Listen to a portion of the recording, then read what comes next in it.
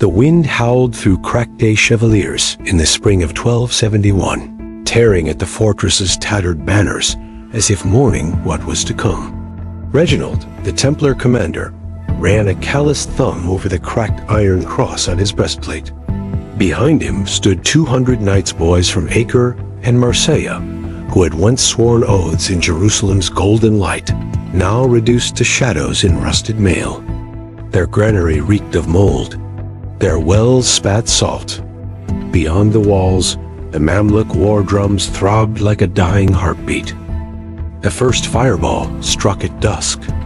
A mercenary screamed as the impact flung him from the battlements, his body vanishing into the smoke. For days, mangonels hurled stone and flame, but the true horror lay beneath, the scrape of picks and shovels, relentless as beetles gnawing a corpse. On the fourth night, an arrow thudded into the chapel door.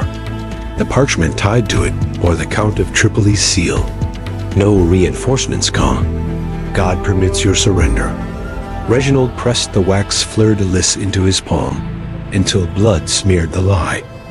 April 5th dawned without sun. A roar surged from the earth, and the southern wall crumbled.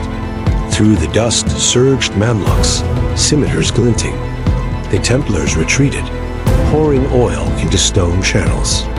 Boiling liquid rained down, melting flesh and steel. Someone began chanting, "Yea, though I walk through the valley of the shadow of death." Baybars watched from his stallion, crimson spattering his gilded mask. "Such light," he cried. "These infidels burn like saints." By the third day, the wells spat brine. When Baybar's envoy offered terms, Reginald saw his own face in the man's eyes, a skull wrapped in parchment. The young knights broke their swords, slipping shards into dead hands. They marched out at noon, 80 men in threadbare linen. No Mamluk blades foul.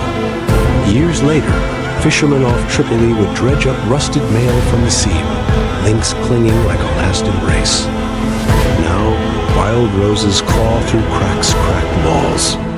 When the rains come, the stones weep rust a slow bleed for the spring, when faith and steel turn to dust.